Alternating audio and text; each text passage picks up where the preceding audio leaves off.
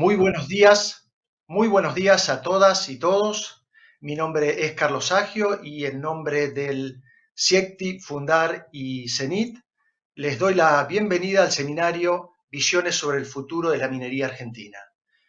Para quienes se suman a este espacio por primera vez, contarles que este encuentro forma parte de un ciclo de seminarios que los tres centros estamos organizando para juntos reflexionar y discutir acerca de cómo aprovechar la riqueza de los recursos naturales de nuestra región de manera sostenible para generar valor, capacidades productivas, capacidades tecnológicas y mejorar las condiciones de vida de nuestra población. Para esto, en cada encuentro, y este es el tercero de un total de 6 que tenemos programados, además de presentar nuestras propias investigaciones, convocamos a colegas de la academia, a funcionarias, a funcionarios públicos, a representantes de la sociedad civil, para que nos aporten sus miradas complementarias, interdisciplinarias, sobre cada uno de los temas que nos proponemos discutir. Para el día de hoy, que tenemos a la actividad minera en el centro de la discusión y del análisis, hemos organizado 3 mesas con 13 panelistas de primerísimo nivel. A cada uno de ellos estamos enormemente agradecidos por haberse hecho un espacio en sus agendas y por sumarse y acompañarnos con sus ideas, con su experiencia y su conocimiento. Las 3 mesas están moderadas por representantes de cada uno de los 3 centros que lo estamos organizando. A cada uno de los panelistas le hemos solicitado que sus presentaciones no superen los 15 minutos y en la medida que la audiencia vaya escuchando a cada una de las presentaciones, sugerimos a aquellos y aquellas que tengan comentarios o preguntas que los vayan volcando en el espacio de comentarios del canal que está transmitiendo el seminario.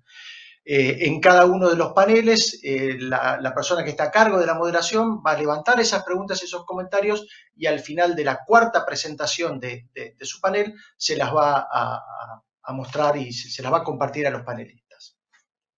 Unas pocas palabras sobre las mesas de hoy.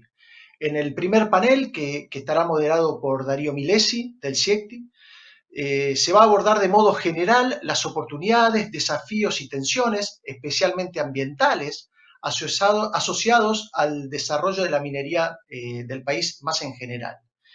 En el segundo panel, moderado por Lilia Stubrin del CENIT, se va a analizar en profundidad la situación actual y potencial del litio, que para muchos es el oro blanco, que por la variedad y relevancia de sus aplicaciones es un recurso de extremo valor estratégico.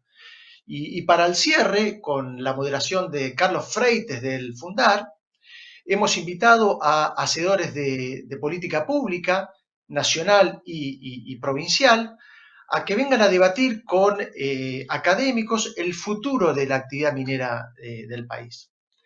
La agenda y los paneles que tenemos para la mañana de hoy nos prometen que vamos a tener una mañana movida y muy entretenida y muy agradecidos a todas y todos los que están hoy escuchándonos. Así que con esto le voy a pasar la palabra a Darío Milesi para que pueda abrir el primer panel, Minería en la Argentina, territorio de promesas y tensiones. Buenos días.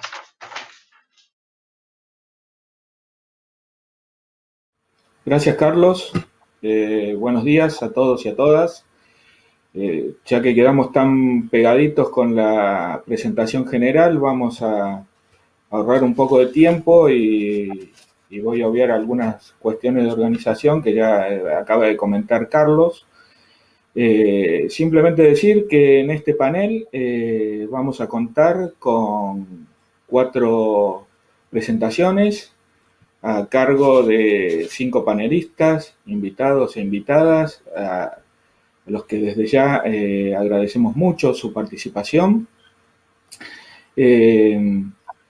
Como dijo Carlos, y ampliando un poquito, en este panel vamos a ver a partir de las diferentes formaciones, trayectorias, inserciones profesionales que tienen nuestros y nuestras panelistas de hoy, diferentes aspectos y enfoques con focos complementarios, pero pero por ahí un poquito diferente, sobre el tema del vínculo entre la minería y el desarrollo, y especialmente el aspecto de la sustentabilidad de este vínculo.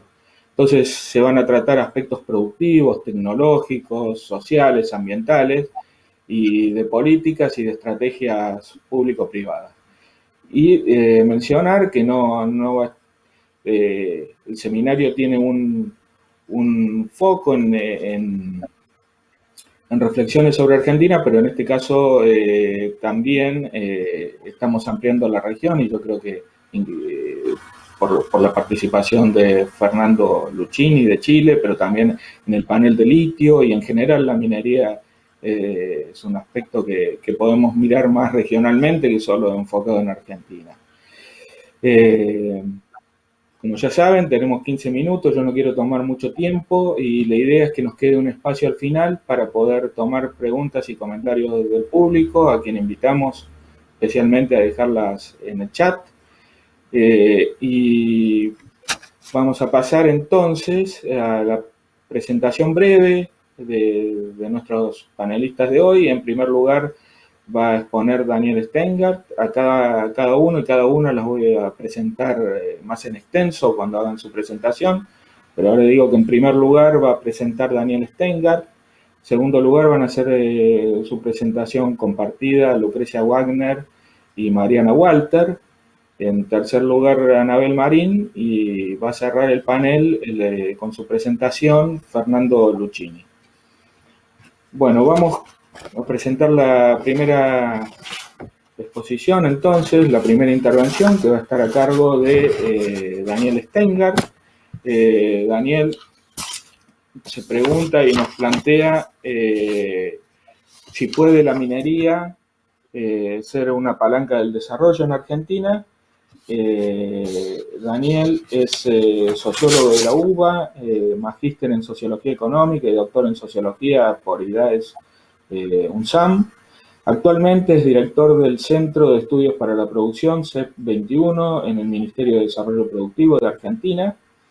Y entre sus principales temas de interés están la relación entre estructura productiva y desarrollo económico, el desarrollo económico comparado entre países y regiones, y las mediciones del desarrollo económico. Bueno, Daniel, agradeciéndote nuevamente tu participación en el panel de hoy, te invito a iniciar tu presentación. Bueno, ¿qué tal? Perdón. Buenos días a todas y todos. Gracias por la invitación. Un lujo poder compartir con ustedes este panel. Bueno, yo voy a hablar un poquito sobre quizás podemos decir, uno de los sectores, entre comillas, malditos en la opinión pública, que es la minería, que bueno, siempre tanta controversia genera, y celebro mucho que CIECTI, el CENIT y Fundar estén armando este seminario para poder discutir, tratando de salir de los blanco-negro que tanto priman en el debate sobre cuestiones tan importantes como es el desarrollo de la minería en Argentina y el desarrollo económico en general. Primera cuestión a tener en cuenta, para poner un poco de contexto. Desde en lo que va el siglo XXI, en Argentina, la relación entre crecimiento económico y disminución de la pobreza ha sido muy estrecha. Prácticamente siempre que la economía creció, la pobreza bajó. Hay una correlación muy en espejo, con la única excepción del año 2009, que es un año donde bajó la pobreza pero subió el desempleo en gran medida por la crisis internacional del 2009, que también generó una desaceleración de la inflación ese año y por lo tanto subió los ingresos reales de quienes mantuvieron los empleos. Pero más allá de esa excepción, en general hay una correlación muy grande entre ambas variables, ¿sí? En los últimos 3 años el ingreso per cápita se contrajo muy fuertemente, la pobreza subió 16 puntos porcentuales, 7 millones de compatriotas cayeron debajo de la línea de pobreza sobre los que ya existían. La pobreza pasó del 26 al 42%. Si uno mira en la comparativa internacional, acá este gráfico lo que les muestra es el producto per cápita en el eje horizontal, y en el eje vertical la tasa de pobreza de los países. Si se midiera como se mide en Argentina, que es una línea equivalente a unos $10 per cápita, paridad de poder adquisitivo, se observa que ningún país con el ingreso per cápita de Argentina, en torno más o menos a los 22 mil dólares, eliminó la pobreza, y por el contrario se ve una correlación clarísima entre ingreso per cápita y disminución de la pobreza, ¿sí? Si uno pusiera una vara un poco más alta, 2 veces la línea de pobreza argentina, esto es mayormente hoy una canasta básica para una familia tipo en torno a 120.000 pesos, que es algo equivalente a lo que podríamos decir una clase media austera, y muy probablemente la mayoría de quienes están escuchando esto está de esa línea para arriba. Bueno, Argentina tiene el 70% de su población debajo de ese umbral de ingresos, y si miramos los países de ingreso como Argentina, Costa Rica, Uruguay, Panamá, Chile, Belarus, etcétera, ninguno baja de 50% de la población debajo de lo que podríamos considerar una clase media austera en Argentina, y por el contrario, sí se ven en niveles mucho más bajos a partir de los 38 o 40 mil dólares per cápita. Es decir, hay una evidencia muy contundente de que el crecimiento económico es fundamental para bajar la pobreza. Por supuesto que mientras más mejore la desigualdad, mientras más baje la desigualdad, más rápidamente también se puede ayudar a bajar la pobreza. Pero ningún país con el ingreso per cápita de Argentina tiene pobreza cero. Eso significa que hay que crecer. Y cuando preguntamos por el crecimiento, una de las cuestiones es, bueno, ¿qué sectores pueden o no apalancar el crecimiento? Y acá nos metemos en otro terreno.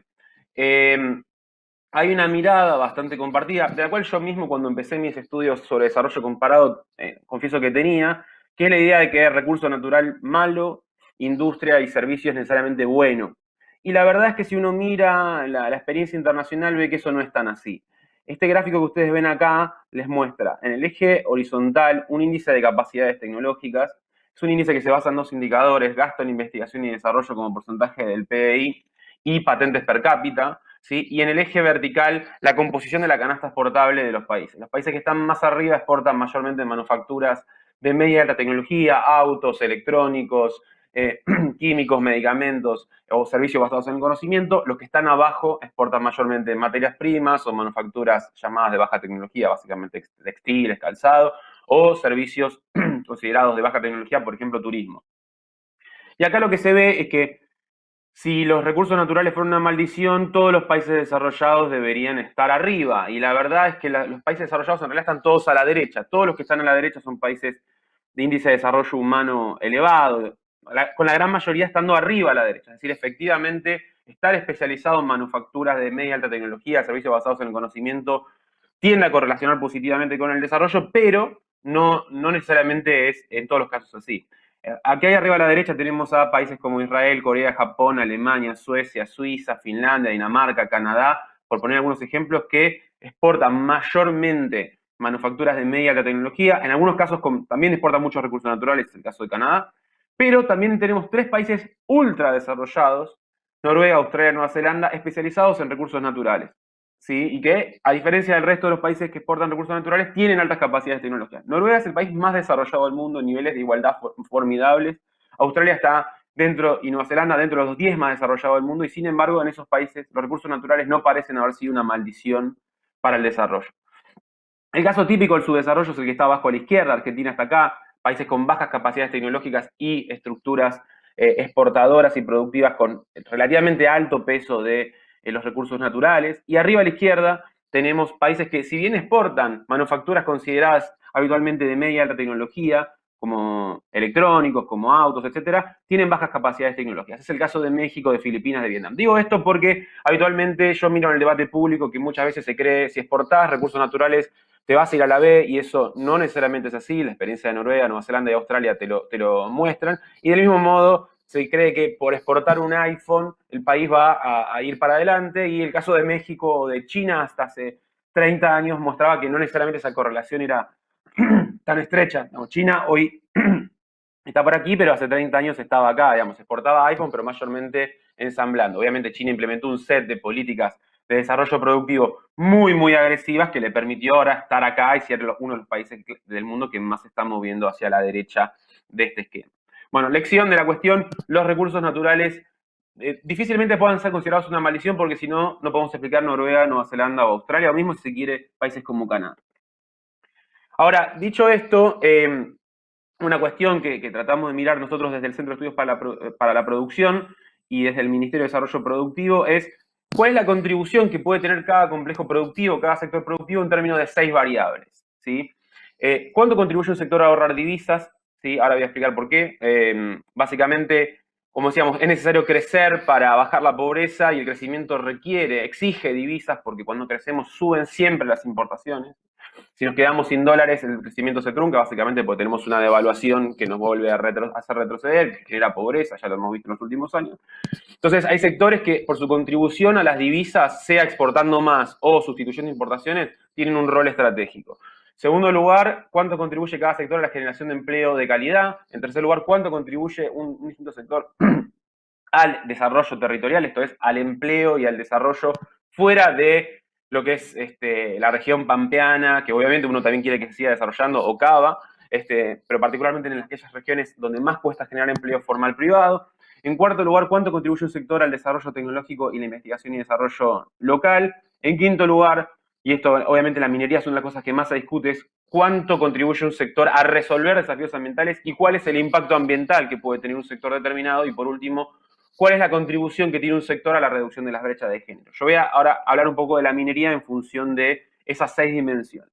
Decía, para crecer hacen falta divisas, para eso hace falta exportar más, sustituir importaciones. En Argentina, en los últimos 40 años hubo solo un periodo donde se generó realmente movilidad social ascendente, el periodo que va de 2003 a 2011. La pobreza pasó del 70% de la población medida con la actual metodología al 27%. 43 puntos de baja de la pobreza. La desigualdad bajó como no había bajado en 4 décadas, la pobreza bajó como no había bajado en 4 décadas. ¿Cuál fue el común denominador de ese periodo? Las exportaciones de bienes y servicios pasaron de 30.000 millones de dólares a casi 100.000, se triplicaron. En gran medida, ¿por qué? Por el viento de cola del contexto internacional de las materias primas. Y si bien Argentina es un país especializado mayormente en agroindustria, y eso fue lo que impulsó por arriba, la minería fue un sector que también contribuyó a ese auge exportador, pasando de aproximadamente el 2% de las exportaciones en el 2003 al 5% en el 2011. Desde entonces tendió a oscilar entre el 4 y el 5%. ¿Cuándo se frena la mejora argentina? Cuando las exportaciones empiezan a caer, a partir del 2011. Desde 2011 para acá, el ingreso per cápita argentino ha bajado y la pobreza se ha frenado, digamos, incluso ha subido en los últimos años. Entonces, si no exportamos más es muy difícil, o si no sustituimos más importaciones, es muy difícil pensar en poder bajar sosteniblemente desde el punto de vista macroeconómico la pobreza. Y la minería en ese sentido tiene un rol enorme porque tiene un potencial exportador enorme. Hoy exportamos 2.500 millones de dólares aproximadamente. Las estimaciones van, digamos, para los próximos años podrían ir de 10.000 millones de dólares para arriba y podrían ayudar mucho a que el Banco Central obtenga las reservas tan necesarias para financiar el crecimiento. Segundo punto. ¿Cómo es la contribución al empleo de la minería, digamos? Acá hay que tener en cuenta una cuestión. La minería es, en el total del país, genera, digamos, muchos podrían decir poco empleo. Eso en realidad, si uno lo mira en las regiones donde explica el empleo minero, eso no es así, ahora lo vamos a ver en particular. Obviamente, si uno cuenta Cava, provincia de Buenos Aires, donde el empleo minero es prácticamente cero o es muy bajo, se difumina, digamos, ese impacto. Pero si uno lo mira en San Juan o Santa Cruz, como lo vamos a ver en breve, es muy relevante. Pero lo que me interesa remarcar es que, contrario a lo que habitualmente se cree, la minería metalífera, particularmente, la minería es más amplia, también incluye la no metalífera, pero la que generalmente discutimos, la que hoy se va a discutir acá es la metalífera, ¿sí? Cobre, litio, oro, plata, etcétera. Está entre los sectores de mejor, lejos por lejos, las mejores condiciones laborales de la economía. Junto con los hidrocarburos, es el sector de mayor formalidad, 90% del empleo que se genera en la minería es formal. Eso es muy superior al promedio del sector privado, que es 40%, el resto es cuentapropismo e informalidad. Y habitualmente los dos sectores que se supone que estarían afectados por la actividad minera, lo cual es bastante discutible, que son el agro y el turismo, ambos tienen condiciones laborales mucho peores. El agro está entre los peores y hoteles y restaurantes también tienen altos niveles de informalidad. Sigo. En cuanto a los salarios, también minería metalífera y hidrocarburos a precio de octubre de 2020 son los dos salarios, las dos ramas de mayor salario de la economía, con salarios en torno a 200.000 pesos promedio. Si uno toma la mediana, también sigue súper arriba.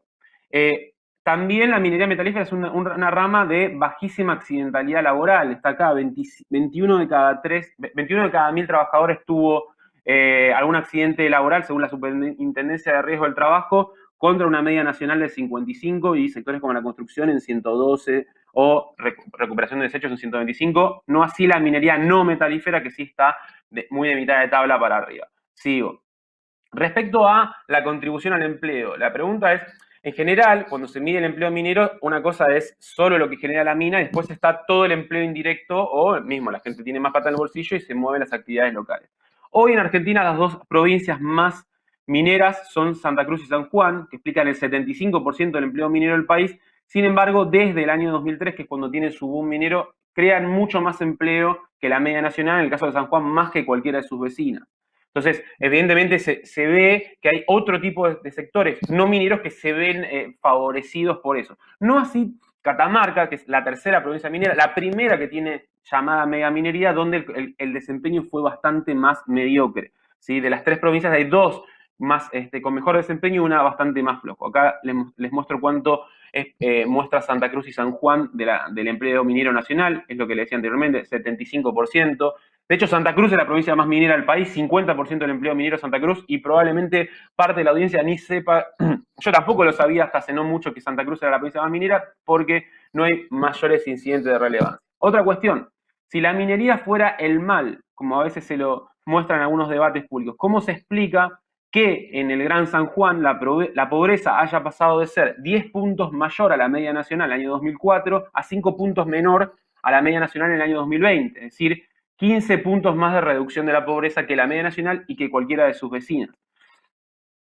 También, si la minería fuera el mal, ¿cómo se explicaría que Catamarca o San Juan, que tenían más mortalidad infantil que la media en los años 90, hayan convergido a la media nacional en la actualidad?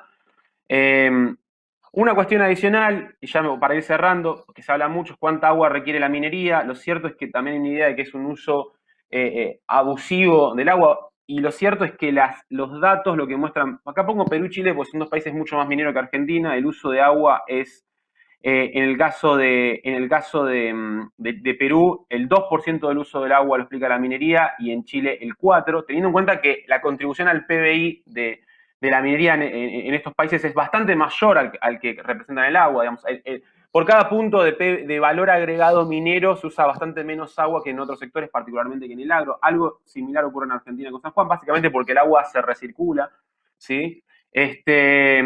También otra cuestión, y ya con esto voy cerrando, ¿cuánto deja la minería? Que esto es una discusión que habitualmente también está. Esta es una estimación que hizo el economista Andrés Vera, de cada 100 que se produce en la minería. Esto obviamente varía entre proyectos.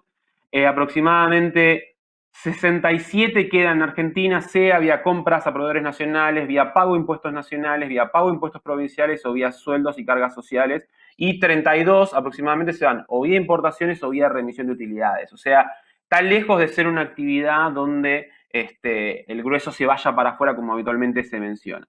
Respecto a la cuestión ambiental, el mundo descarbonizado, esto hay un consenso importante, va a ser un mundo que va a requerir más metales. Menos carbono, va a ser más metales, las energías renovables van a requerir más cobre, las turbinas eólicas van a requerir manganeso, platino y tierras raras, las baterías para vehículos eléctricos van a requerir litio, cobalto y níquel.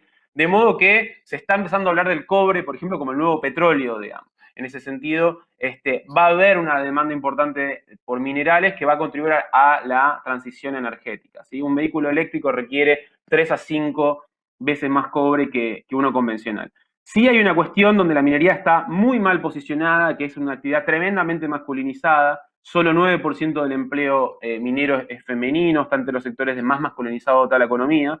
¿Sí? Eso es algo que hay que cambiar urgentemente, teniendo en cuenta que además es un sector de alta formalidad y altos salarios. Para cerrar, la minería es creo yo al menos, puede ser una palanca al desarrollo vía fuente de divisas, empleo de calidad y desarrollo territorial.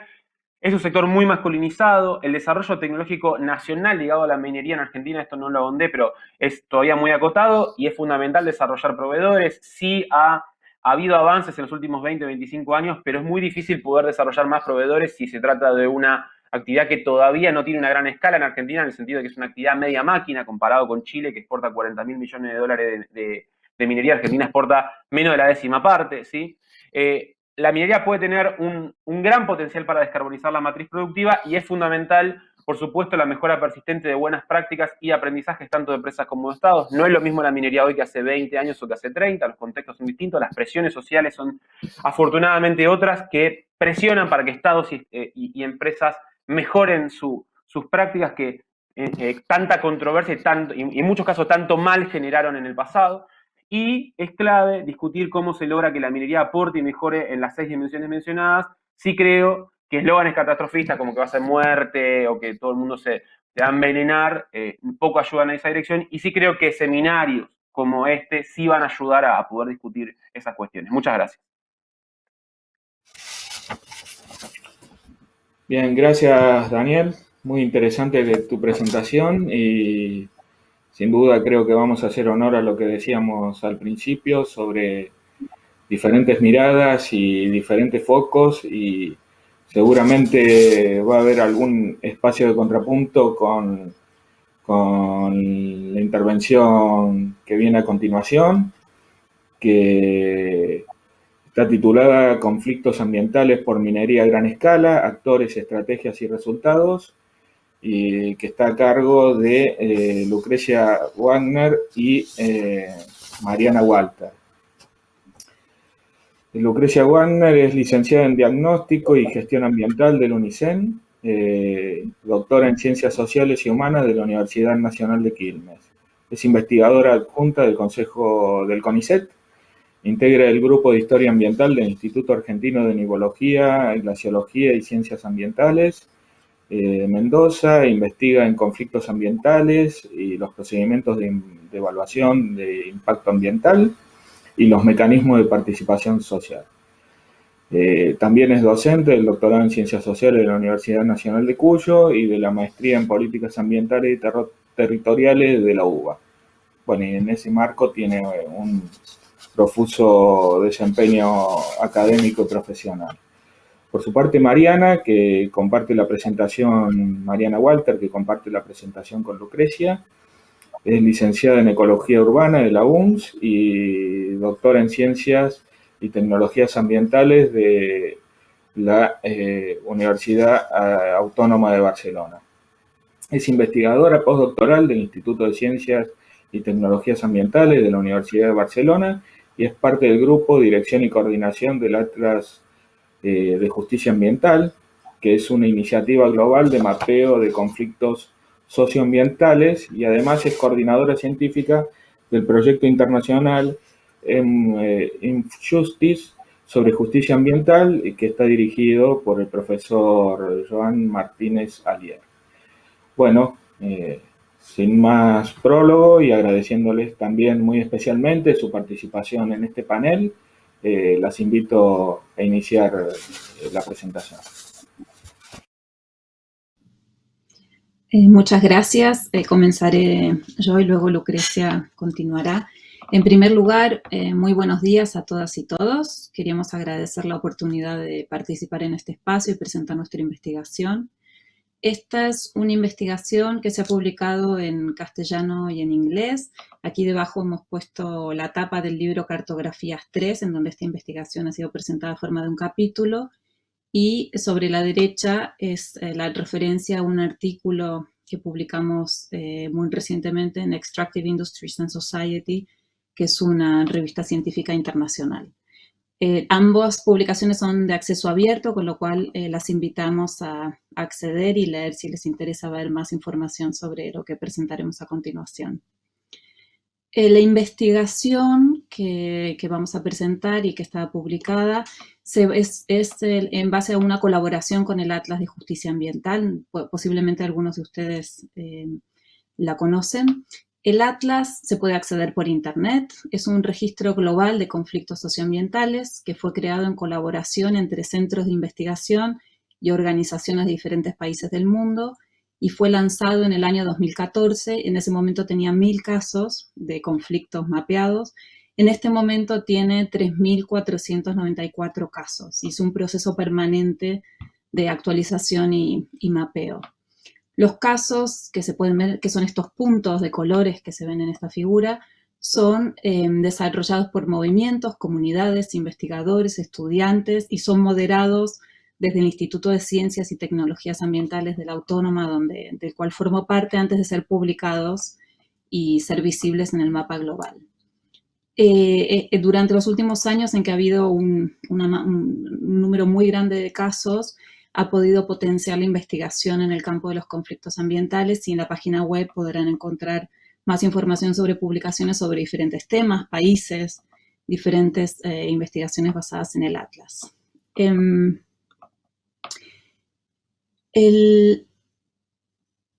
El Atlas de Justicia Ambiental clasifica los conflictos socioambientales en diferentes categorías. Minería es una de estas categorías, pero también hay gestión de residuos, infraestructuras, turismo, conservación, diferentes categorías que son los colores de los puntos que pueden ver en el mapa. En una reciente publicación que aquí citamos, analizamos toda la base de datos que había en ese momento, que eran 2.750 casos aproximadamente, y la minería era la categoría de conflictos que tenía el mayor número de conflictos en el mapa, el 21% de los conflictos. Con lo cual, a nivel global, las tendencias que se señalan en el mapa son relevantes y como pueden observar en el mapa, realmente los puntos están en todo el globo. Obviamente hay diferentes zonas que aún no están, que falta avanzar, ¿no? Por diferentes desafíos de mapeo.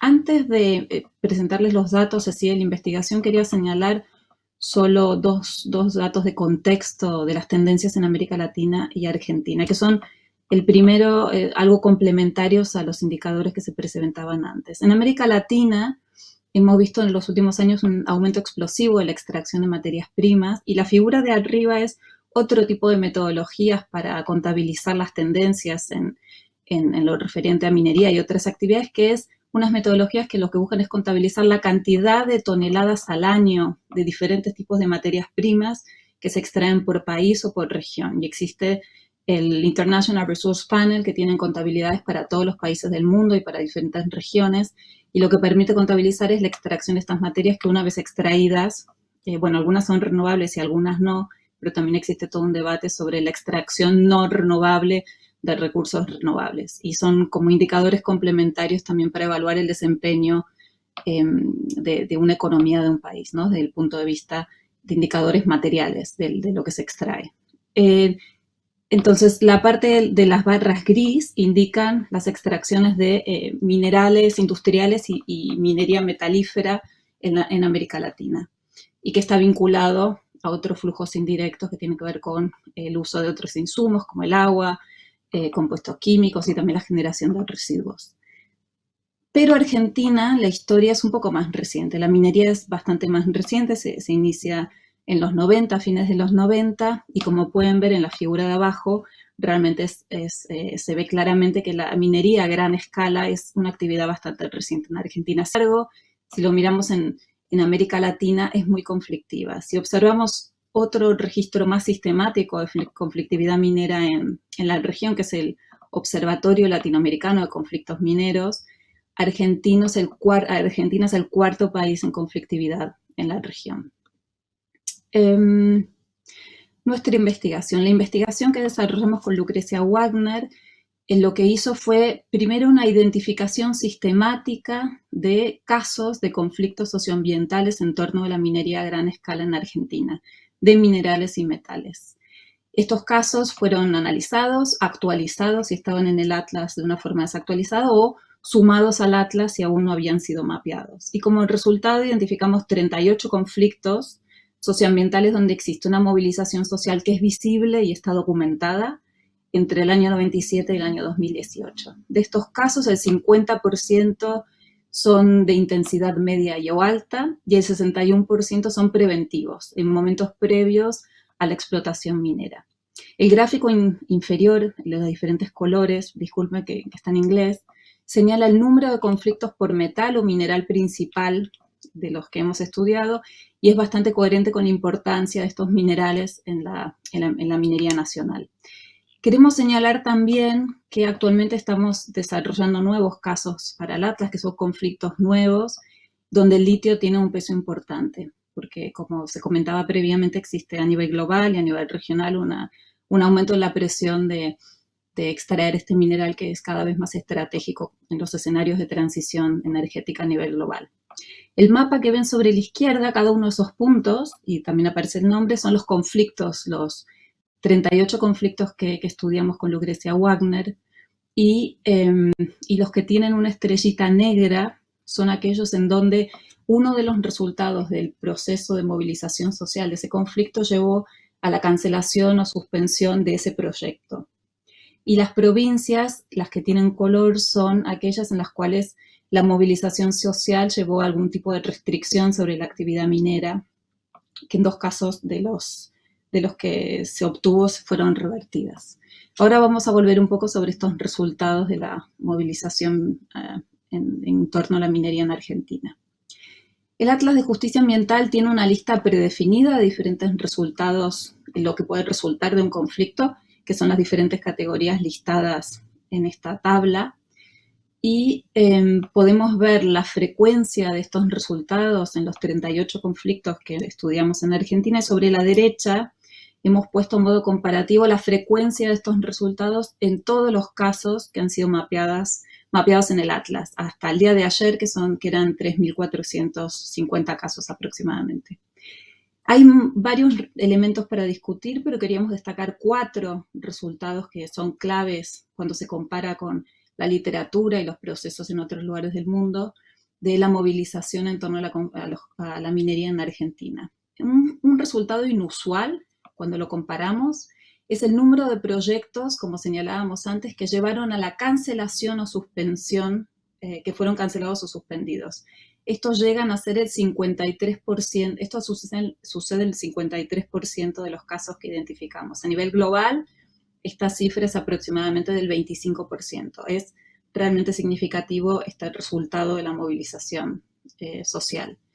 Luego, otro elemento muy destacable son los cambios institucionales que se reflejan en las restricciones provinciales, pero también a nivel más local, que no contabilizamos aquí a nivel de restricciones municipales o otro tipo de cambios institucionales.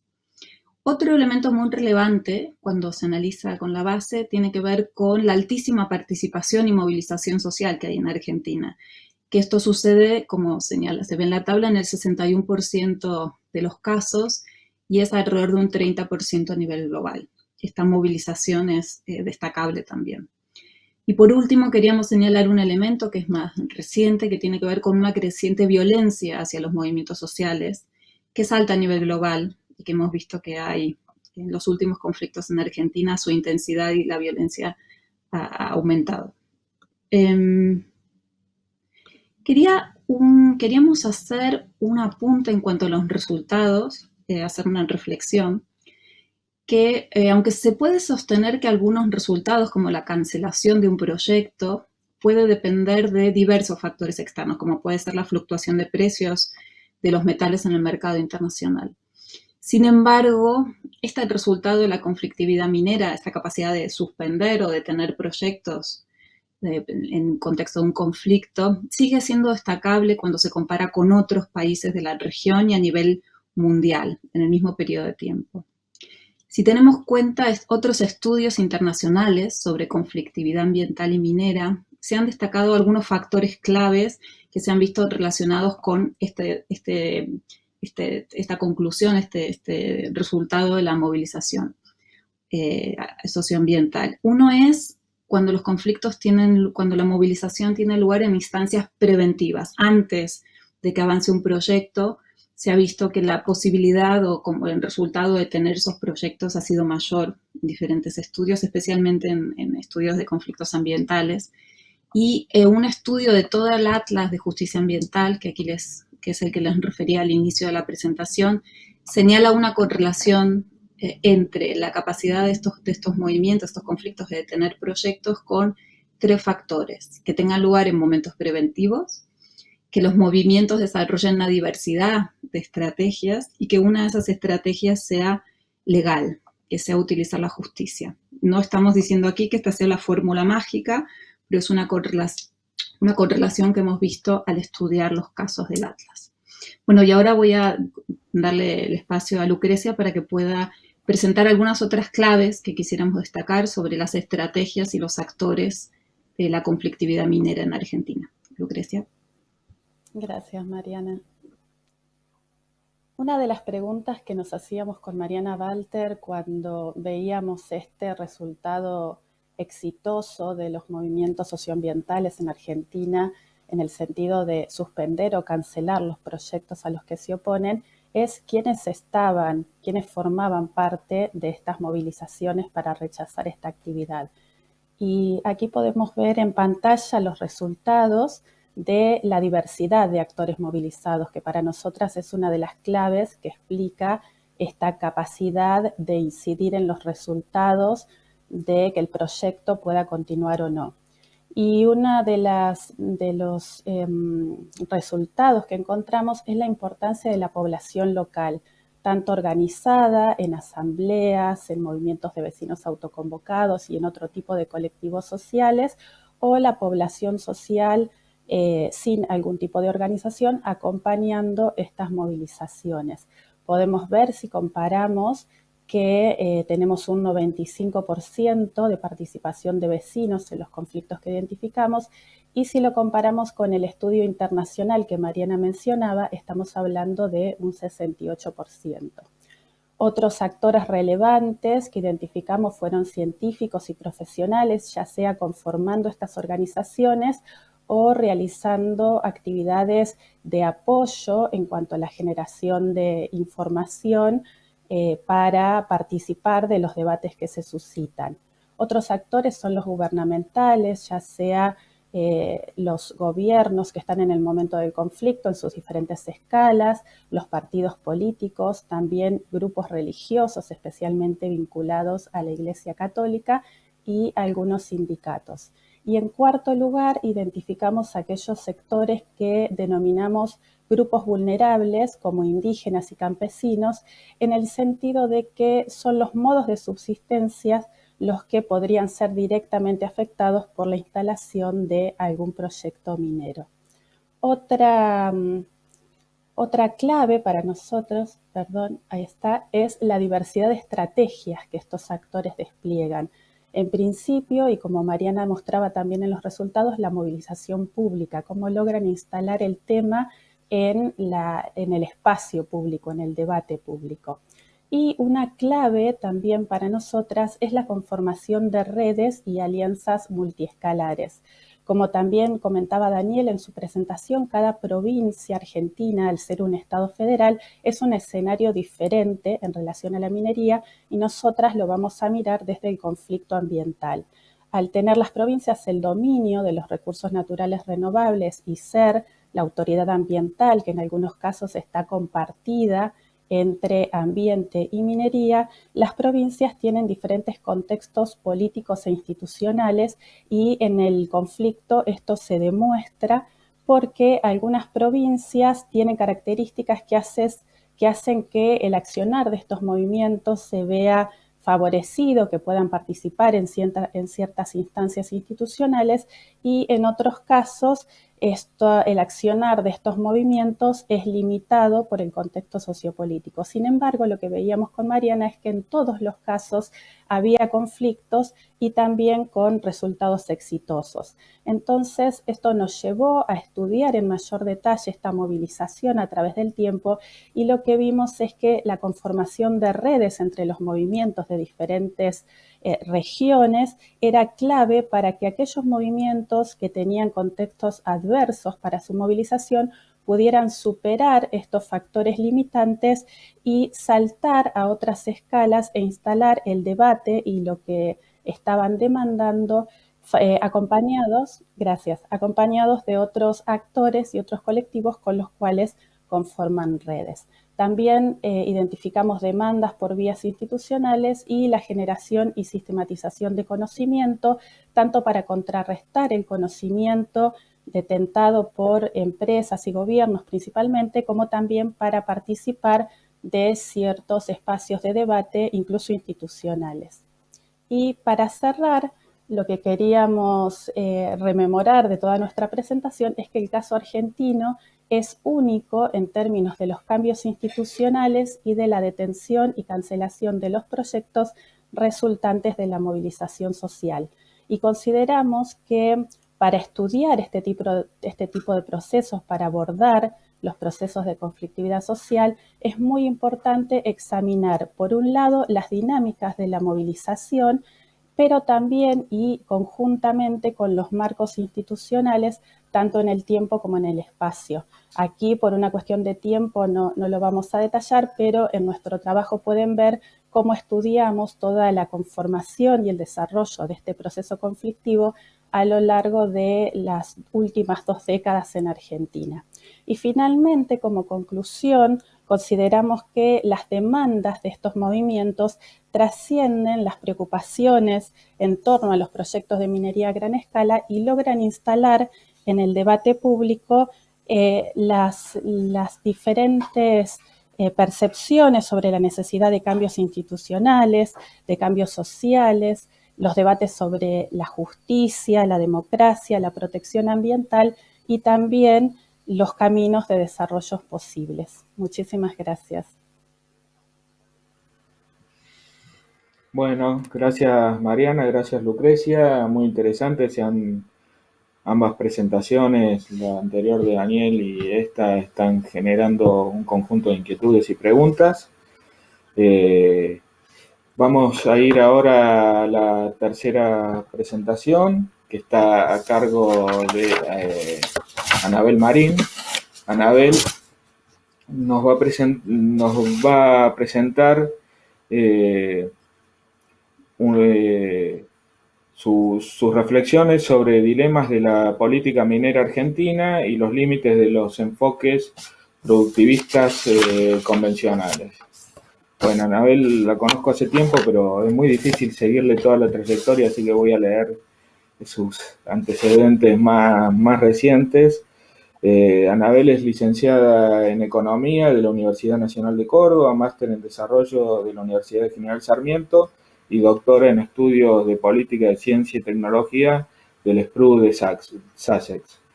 Es investigadora senior en políticas de ciencia, tecnología e innovación en general y es líder del Hub Business Market and State en el ADS de la Universidad de Sussex también.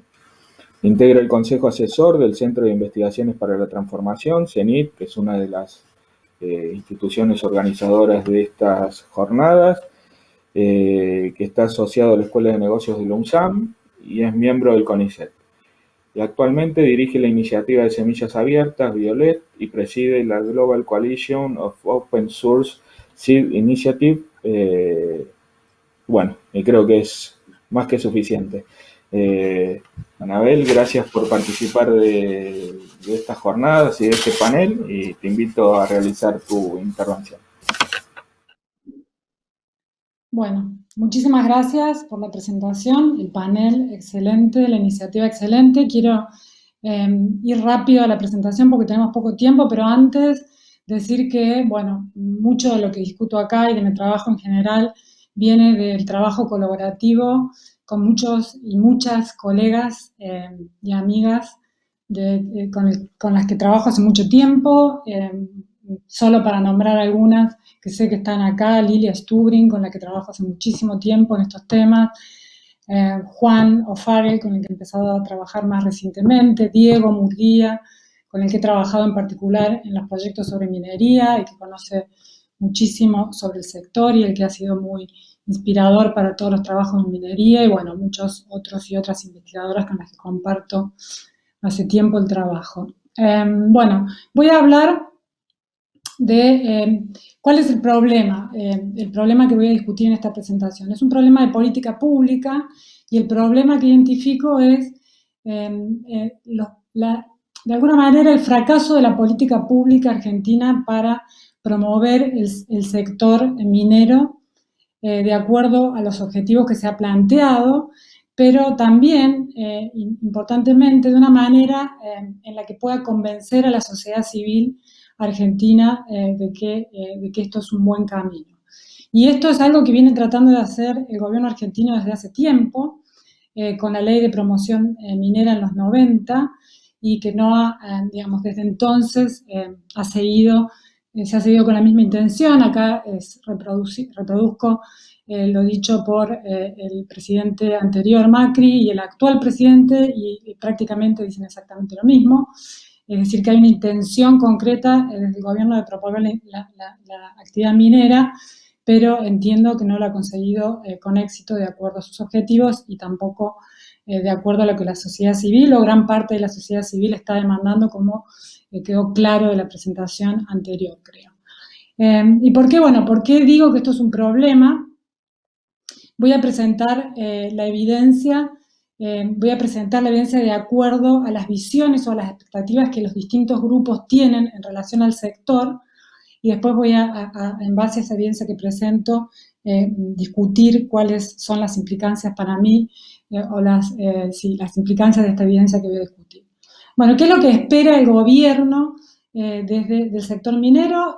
Como lo explicó bien Daniel, creo, se espera desde los enfoques más tradicionales, se espera que el sector minero incremente las inversiones, el empleo, las exportaciones, el desarrollo local.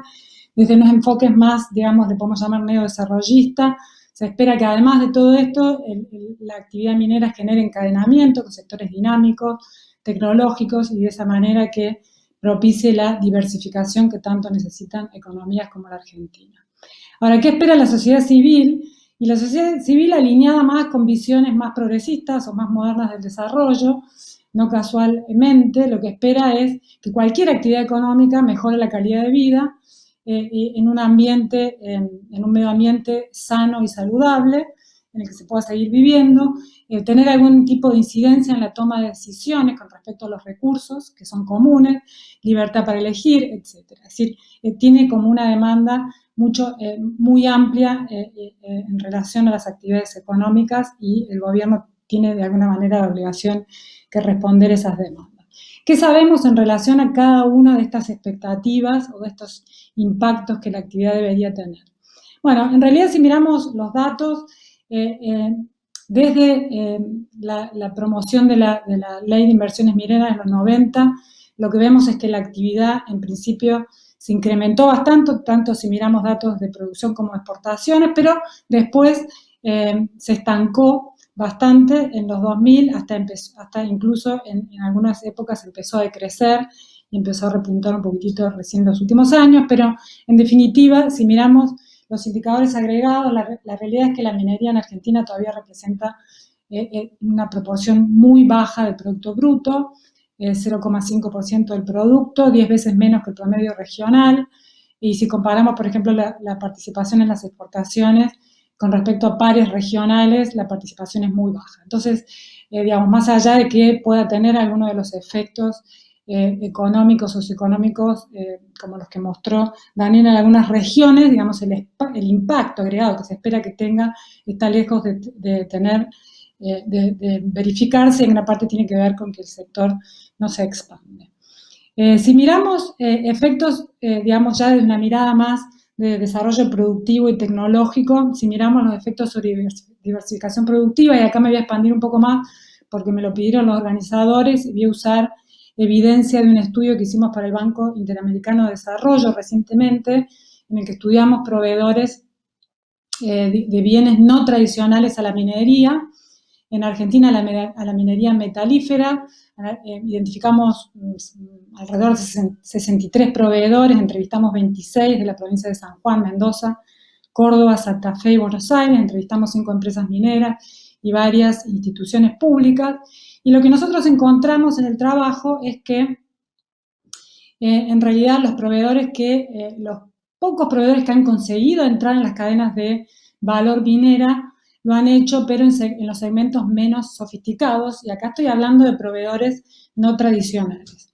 Entonces, son sectores que nosotros clasificamos como de bajas, en los que se ha logrado entrar, son sectores que nosotros clasificamos como de baja barreras de mercado, de entrada de mercado. Y ahí estás en círculo, en qué área están la mayor cantidad de los proveedores, que son servicios de reparación, perforaciones, piezas metalmecánicas, y los servicios más sofisticados serían los de maquinaria pesada, laboratorios y otros servicios tecnológicos.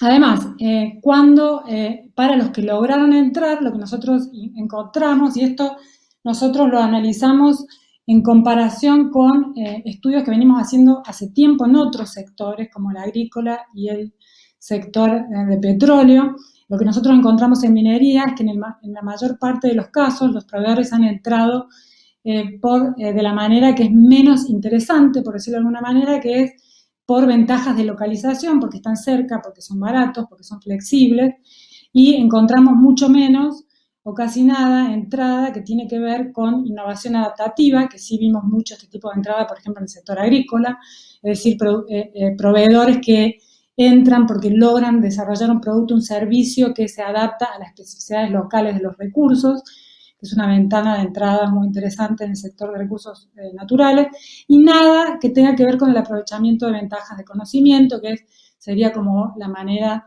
más tradicional, digamos, que la literatura de innovación explica para la entrada, para los nuevos sectores o para la entrada a un sector.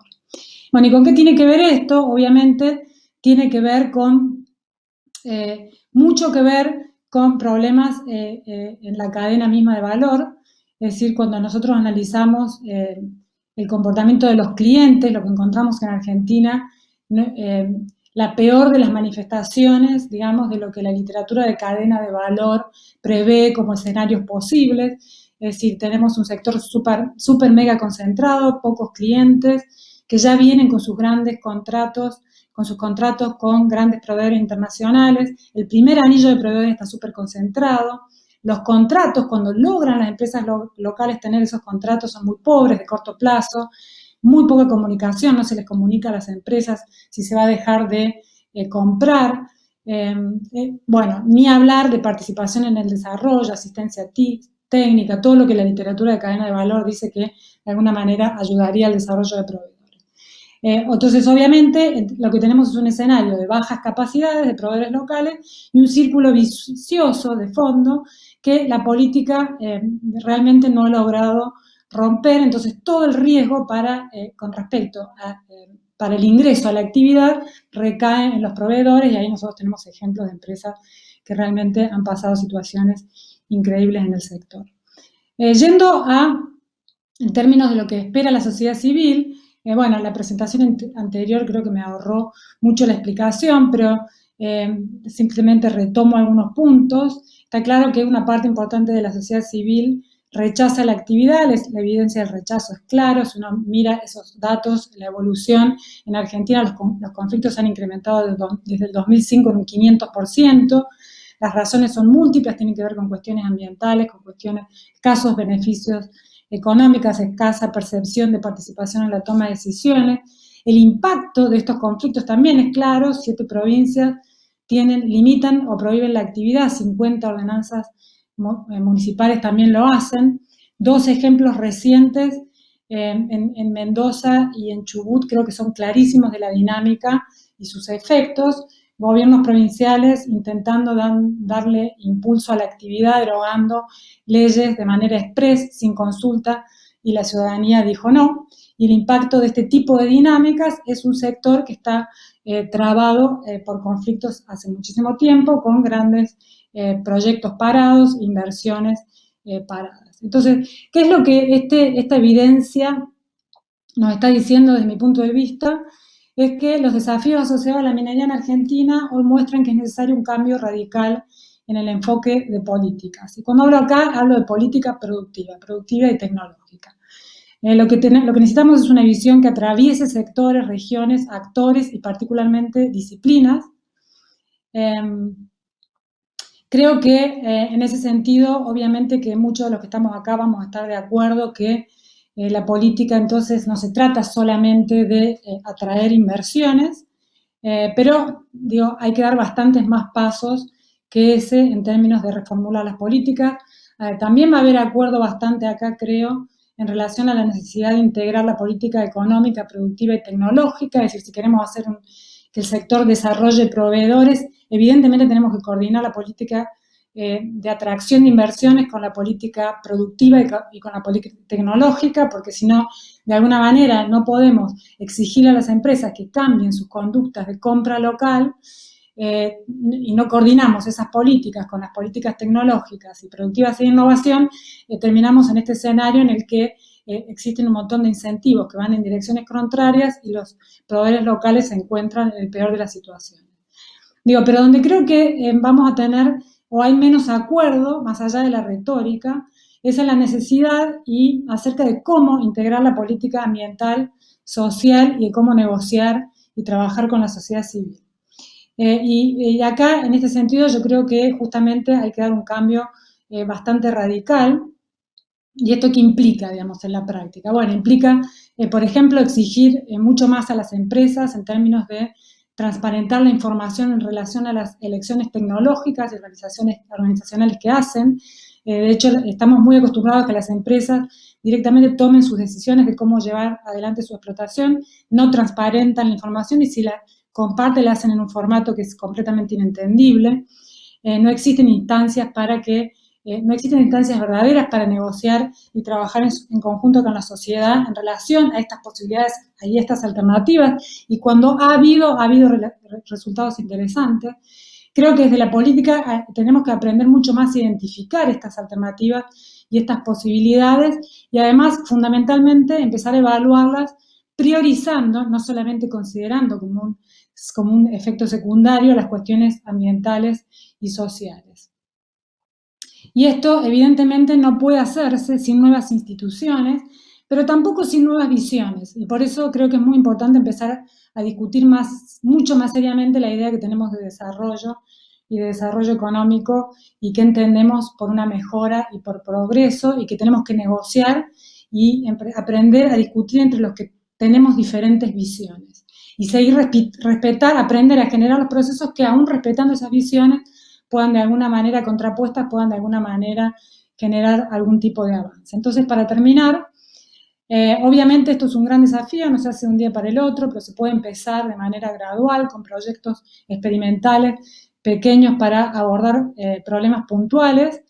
Creo que hoy es un momento muy importante y propicio para ir en esta dirección.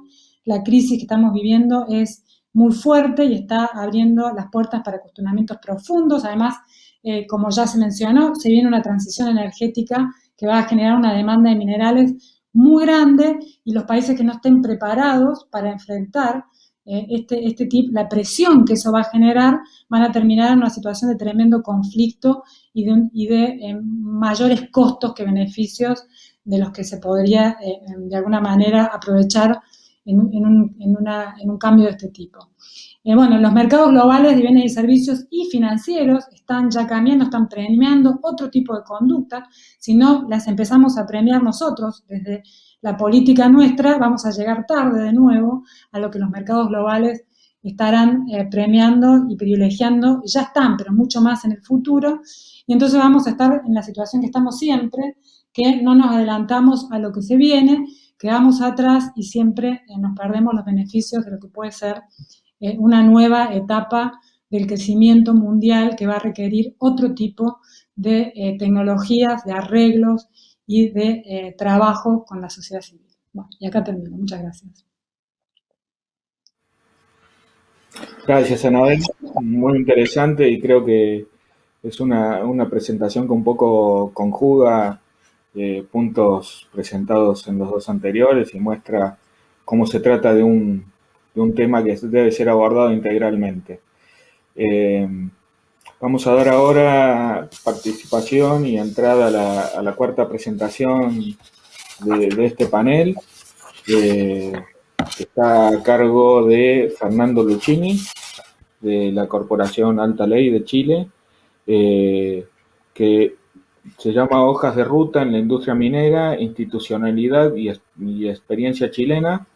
Les comento que estamos un poco corridos en el tiempo de lo que estaba pautado inicialmente. Posiblemente no nos quede mucho espacio para respuestas a una gran cantidad de preguntas que estoy viendo en el chat.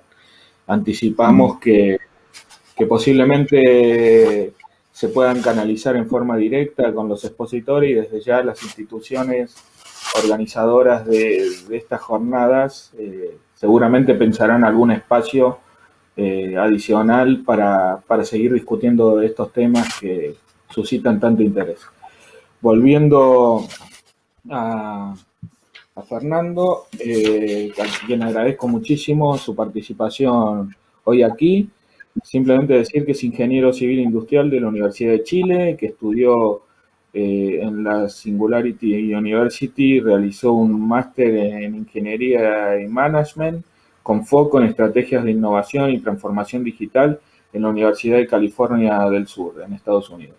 Actualmente es el presidente de la Corporación Alta Ley Chile, que es una organización destinada a articular las capacidades existentes en entidades y organismos públicos y privados en la industria minera, con el propósito de promover y propiciar el desarrollo competitivo y sostenible del negocio minero en Chile.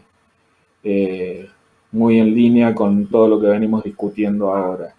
Y dentro de la misma corporación fue también el líder de la propuesta para el Instituto Chileno de Tecnologías Limpias y anteriormente trabajó en Codelco como manager de planificación comercial. Fernando, nuevamente muchas gracias y te invito a realizar tu intervención. Bueno, primero que todo, muchas gracias a ti, Darío, a todas las instituciones que organizan este espacio para que podamos conversar estas materias, a los otros expositores y, por supuesto, a toda la gente que está presente acá poniendo atención y queriendo discutir de estos temas. Como decías tú, yo, tras solicitud, por supuesto, voy a mostrar un poco de la experiencia chilena en lo que refiere a esto que nosotros llamamos hojas de ruta, que han resultado ser un elemento particularmente relevante para el desarrollo de muchos de los temas que acá se están hablando. Y ahí Anabel también, sin conocernos, me daba un pase-gol, porque yo me voy a detener en particular en el camino hacia la institucionalización, porque cuando se me consultaba qué sendero, qué camino hemos seguido para abordar estos temas, como ecosistema chileno, rebotando muchas veces contra las paredes también, este es un proceso de prueba y error, muchas veces así es la innovación en términos generales, pero nos hemos dado cuenta sin duda que la vía de avances institucionales, de mayor complejidad en la institucionalidad que se encarga de abordar estos temas y avanzar en estos temas, ha sido el camino para, el único camino exitoso hasta el momento que hemos encontrado para darle una consistencia a largo plazo y un avance ecosistémico en el largo plazo, congruente, por supuesto, a estas materias. Entonces, voy a partir introduciendo lo que nosotros hacemos, que si bien nuestro foco nuclear no son los conflictos y los asuntos comunitarios propiamente tal, pero creo que sí, desde lo que nosotros hacemos, que tiene un foco principalmente en el conocimiento, en la innovación, en las tecnologías, en el desarrollo de I+D local y de valor local, genera metodologías que son extrapolables a todos los temas que se han tocado también, y por supuesto también a lo mismo que nosotros hacemos. Entonces, detenerme brevemente en la metodología que nosotros usamos dentro de estos breves 15 minutos y pasar también con una breve pincelada de los principales desafíos que hemos enfrentado en este camino y que enfrentamos hoy también. Entonces, disculpen. Ahí. Partiendo por la introducción de lo que nosotros hacemos, partir por mencionar que nosotros somos una alianza público-privada. Si bien somos una persona jurídica de carácter privado, tenemos una gobernanza público-privada, nos definimos como una corporación público-privada, las decisiones son constituidas y discutidas desde esa pluralidad, y esa pluralidad es fundamental en la riqueza de la discusión de lo que nosotros hacemos, por supuesto. Nosotros nos llamamos, como ven ahí, la Corporación Alta Ley, y nuestro moto, lo que nos mueve, digamos, es avanzar desde una economía basada en los recursos naturales hacia una economía que exporta conocimiento, que es intensiva en I+D, que es intensiva en generación de valor local, desde los minerales hacia el conocimiento, desde la región para el mundo.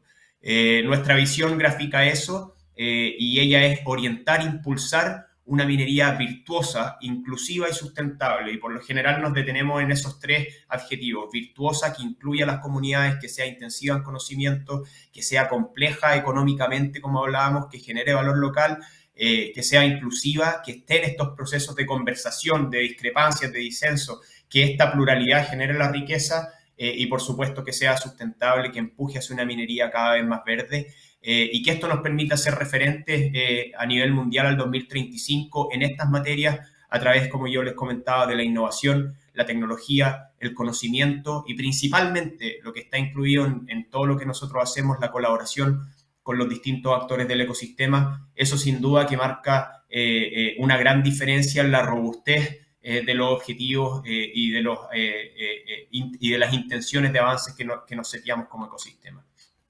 Entonces, la pregunta que cae de cajón es cómo articulamos y cómo enriquecemos, que es lo que nosotros hacemos y buscamos, este ecosistema de innovación y tecnología en la minería.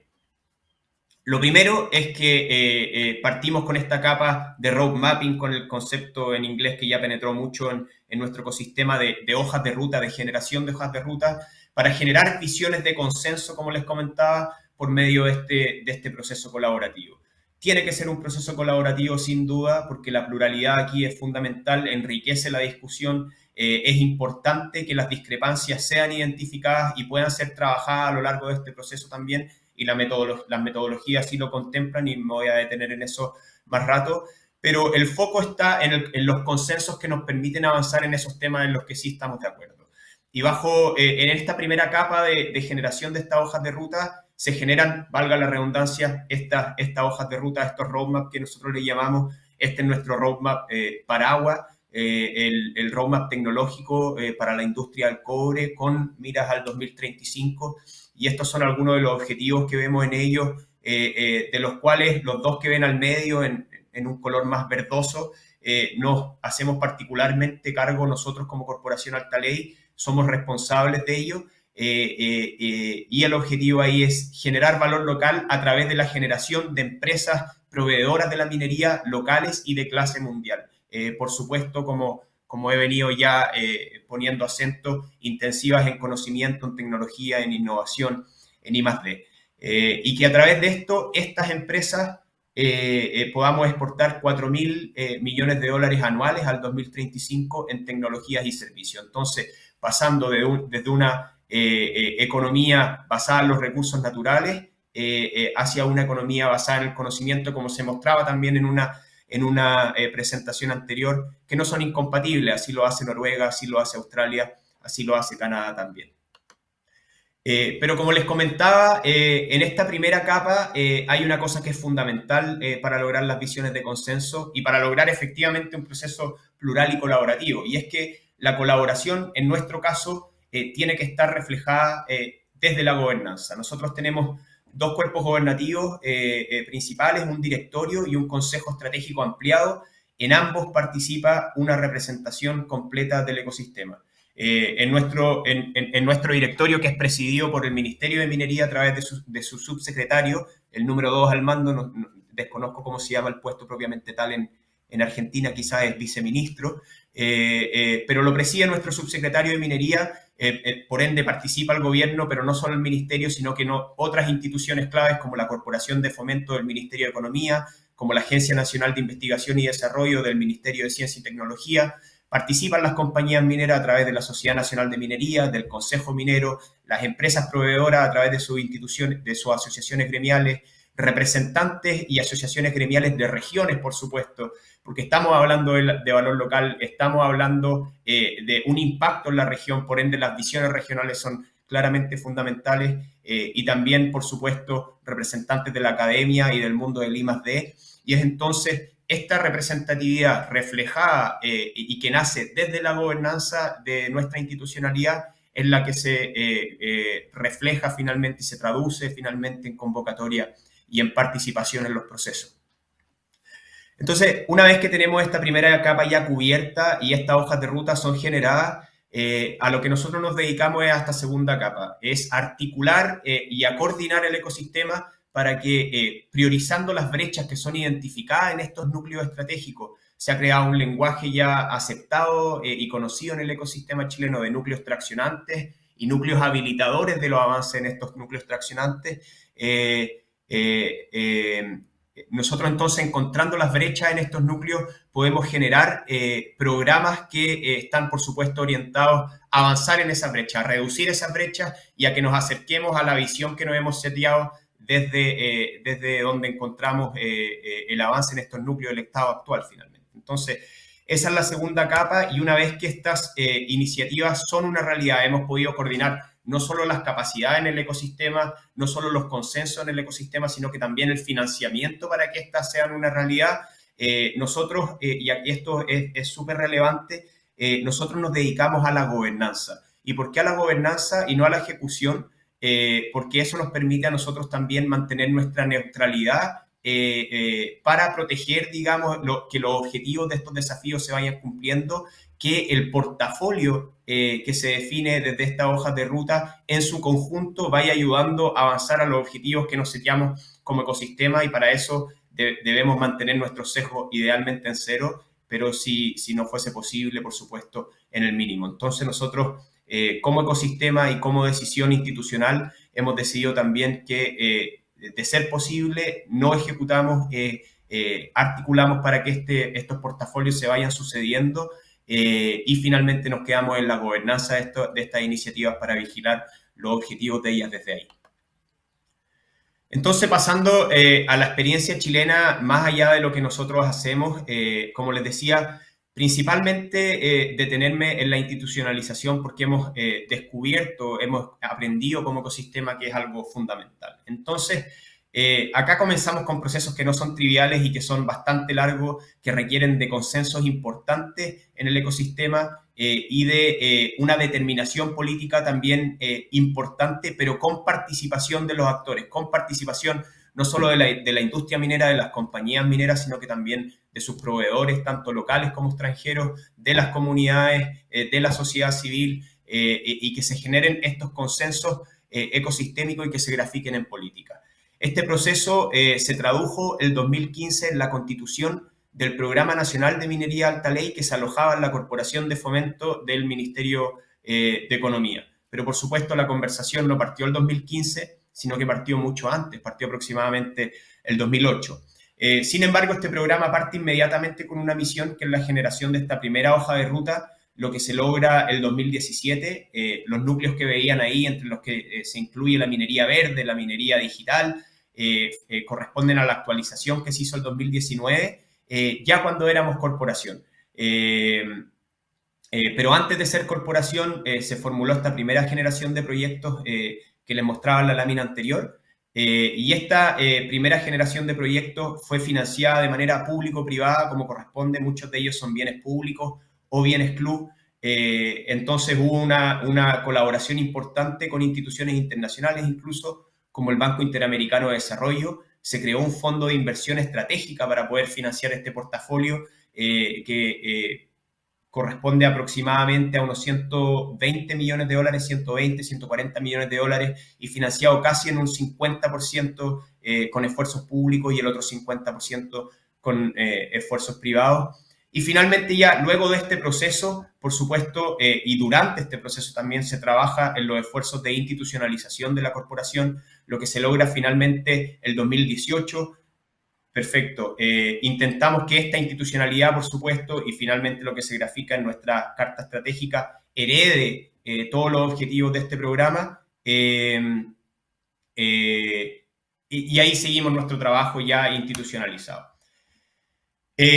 Paso a esta siguiente lámina, que tiene mucha información, pero solo para mostrarles que esto no solo es un esfuerzo de una institución y los esfuerzos por hacer realidad y corporación, digamos, una institucionalidad tangible a una institución, sino que es un esfuerzo ecosistémico.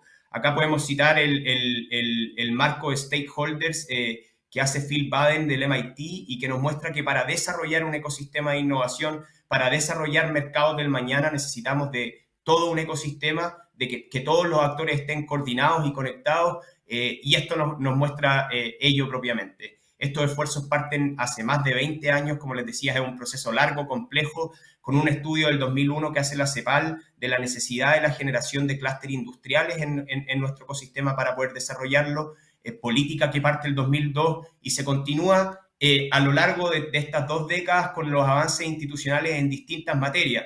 Esfuerzos privados para la generación del programa de proveedores de clase mundial por BHP, Codelco, AMSA, la atracción de centros internacionales de investigación y desarrollo por parte de Corfo, hasta que finalmente avanzamos al 2018 con la institucionalidad probablemente más colaborativa y más representativa del ecosistema que existe en nuestro país, que es la Corporación Alta Ley, al menos en el ecosistema minero.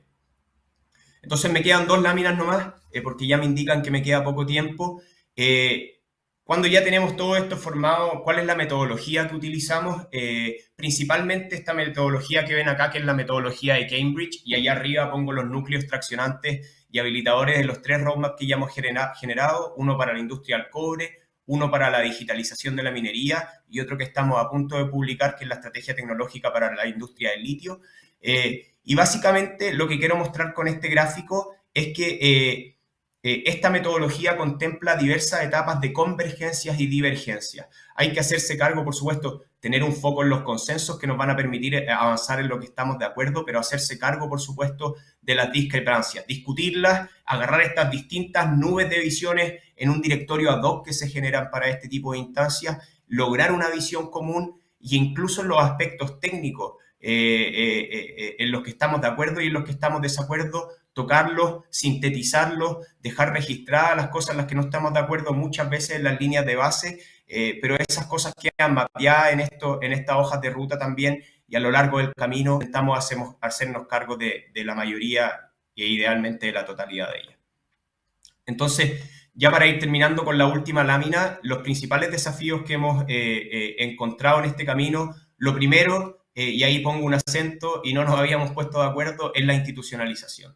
Los esfuerzos para que estas intenciones no sean solo esfuerzos estáticos, esfuerzos unitarios por una voluntad política que sucede en un año en particular, quizá en un año eleccionario, pero que después pierde esa inercia y se pierde la continuidad del esfuerzo, la consistencia a largo plazo, es fundamental. En particular, nosotros como corporación, y eso gracias al directorio, a la administración anterior también, tenemos la fortuna de contar con un endowment, un fondo que se invierte y que nos permite financiar nuestra operación también y mantener aún más nuestra neutralidad para poder representar a todo el ecosistema y a todas las partes. Y eso también nos ha permitido contar con reputación, confianza del ecosistema, lo que se traduce nuevamente en convocatoria. Eso hoy ya no es un desafío para nosotros, pero sí fue un desafío en algún momento.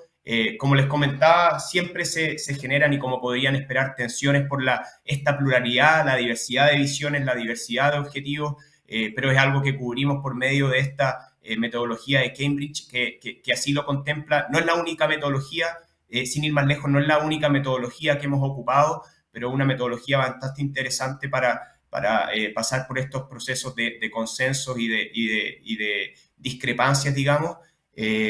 Y lo principal es hacerlo acá con mucha apertura y transparencia.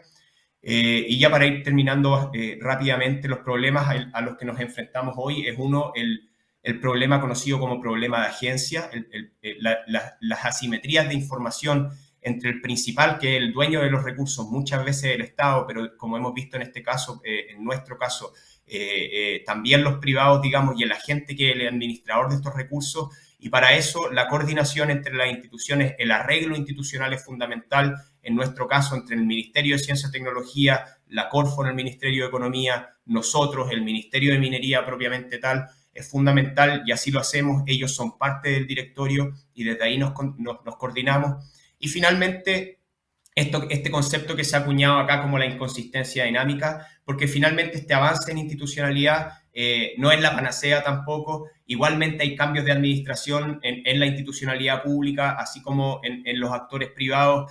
Muchas veces se pierde el apoyo, se pierde el interés en el largo plazo. Al perderse el apoyo también eso genera problemas en el financiamiento de los distintos programas. Hemos tenido casos de programas que se han caído por falta de consistencia en el financiamiento de largo plazo. Entonces, esta inconsistencia dinámica es el principal problema al que nos enfrentamos hoy, en particular a la hora de financiar nuevos programas que sabemos que van a tener un impacto en el largo plazo, por ende pierden el interés de las administraciones de hoy, y es muy importante en particular avanzar en esta cultura de generación de bienes públicos y bienes club que nos permiten ir haciendo seguimiento y monitoreo a los avances en estos distintos esfuerzos. Así que eso, Darío, y vuelvo contigo.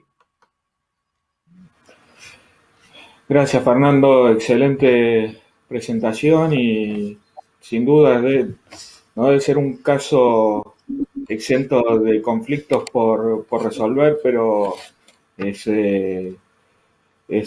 muy ilustrativo de una estrategia para avanzar más integralmente en varios de los temas que hemos conversado. Les comento que nos han regalado 5 minutos, pero 10:35 estricto, tenemos que dar pase al siguiente panel. También les comento que tienen todas las presentaciones, comentarios muy elogiosos y de mucha valoración de los aportes que han ido haciendo. Le vuelvo a reiterar al público, le pido disculpas, seguramente no van a poder abordar todas las preguntas. Para Daniel hay preguntas sobre, en ese marco que estabas planteando, cómo veríamos la mega minería, qué espacio tendría.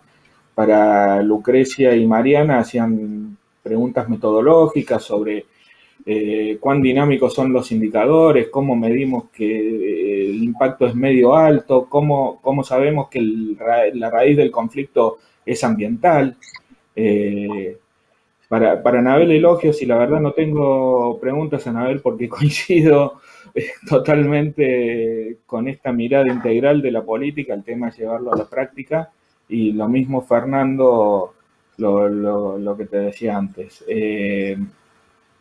Entonces, ahora tendríamos estricto 1 minuto para cada intervención, no para cada panelista. Lucrecia y Mariana elegirán si alguien toma alguna palabra adicional para seguir al cierre del panel, agradeciéndoles nuevamente. Si quieren, en el orden que expusieron. Bueno, gracias por la pregunta. A ver, la minería a gran escala es...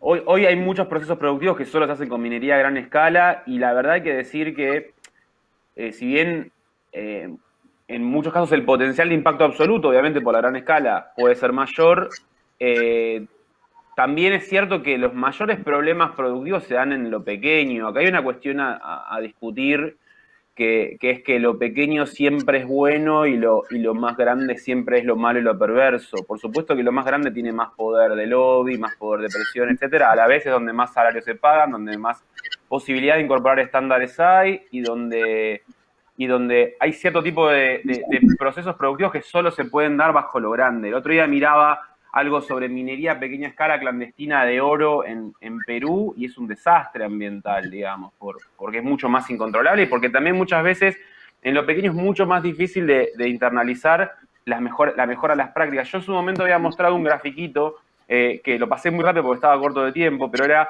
cómo eran los estándares cómo eran los accidentes de trabajo en distintos sectores productivos, y en la minería metalífera eran muy bajos, en gran medida minería a gran escala, y por el contrario era mucho más alto en la minería no metalífera, que es mucho más informal, que es mucho más de pequeña escala, y los sectores que tenían mayores accidentes de trabajo, que eran construcción o recuperación de residuos, etcétera, en general eran de menor escala. Entonces, hay una idea de que lo que algunos llaman megaminería es el cuco. Por supuesto que tiene potenciales riesgos, sí, por supuesto. Ahora, de ahí a creer que es el mal y que todo lo pequeño nos va a venir a salvar, yo creo que es una equivocación, y que también es peligroso pensarlo de que solo en lo pequeño vamos a poder prosperar y que las prácticas van a ser mejores.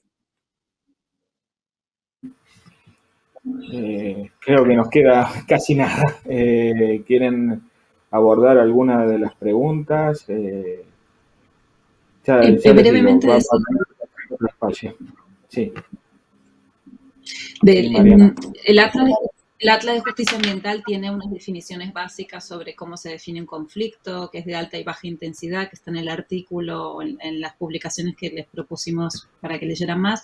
Alta intensidad es cuando existe una movilización muy alta, pero hay un grado de represión o situaciones más de tensión social. Mediana es que existe una expresión pública con protestas y movilización. Entonces la intensidad tiene que ver con el grado de movilización pública y de visibilización del conflicto, y el más alto implica una situación un poco más de violencia, de intensidad más social. Lucrecia, si quería. Gracias, sí, Mariana. Vamos a tomar del conflicto. Sí, solo cerrar sobre el carácter ambiental del conflicto. La base también tiene la posibilidad de ver los impactos, y los impactos identificados por las poblaciones locales, principalmente los movimientos socioambientales, son ambientales, son preocupaciones por el agua, por el impacto ambiental que la actividad puede generar, y eso luego en el proceso desencadena otro tipo de demandas como las que comentábamos, que son de carácter social, de la desconfianza en el control, de la falta de información por parte de entes gubernamentales y ese tipo de demandas que se agregan, pero la base, el inicio es ambiental. Gracias, Lucrecia. Bueno, no sé si quieren alguna palabra adicional de cierre. Entonces les agradezco muchísimo. Decir que estoy muy seguro de que todos estos temas que han surgido aquí van a ir surgiendo en los dos siguientes paneles, porque son muy transversales a todas las discusiones que están planteadas, con lo cual espero que para el público se pueda seguir profundizando y algunas de las inquietudes que han surgido acá se puedan canalizar en próximos paneles también. Con esto cerramos este primer panel y paso la posta y la palabra a Lilia Stubring, que es la moderadora del segundo panel de la jornada. Nuevamente, muchas gracias y espero que nos veamos pronto.